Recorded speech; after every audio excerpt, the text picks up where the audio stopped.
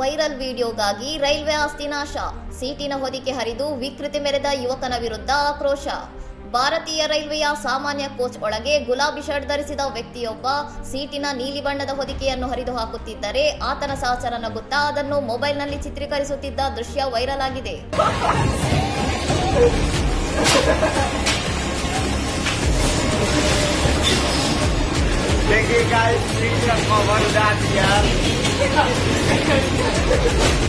ಈ ಕೃತ್ಯ ಎಸಗಿದ ವ್ಯಕ್ತಿಯನ್ನು ನೆಟ್ಟಿಗರು ಅಂಗಿಟ್ಟೊಪ್ಪೋ ಎಂದು ಗುರುತಿಸಿದ್ದು, ಸಾರ್ವಜನಿಕ ಆಸ್ತಿಗೆ ಹಾನಿ ಮಾಡಿದ ಈತನ ವಿರುದ್ಧ ಕಠಿಣ ಕ್ರಮ ಕೈಗೊಳ್ಳುವಂತೆ ರೈಲ್ವೆ ಇಲಾಖೆಯನ್ನು ಒತ್ತಾಯಿಸಿದ್ದಾರೆ.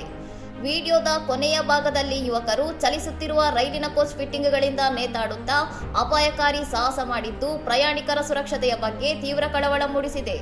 ಸಾರ್ವಜನಿಕ ಆಸ್ತಿಯನ್ನು ನಾಶಪಡಿಸುವ ಮೂಲಕ ಕೂಲಾಗಿ ಕಾಣಿಸಿಕೊಳ್ಳಲು ಪ್ರಯತ್ನಿಸುವ ಇಂತಹ ವ್ಯಕ್ತಿಗಳನ್ನು ನೆಟ್ಟಿಗರು ದೇಶದ ಅಭಿವೃದ್ಧಿಗೆ ಅಡ್ಡಿಯಾಗುವ ಗೆದ್ದಲುಗಳು ಮತ್ತು ಗೂಂಡಾಗಳು ಎಂದು ಕರೆದು ಆಕ್ರೋಶ ಹೊರಹಾಕಿದ್ದಾರೆ.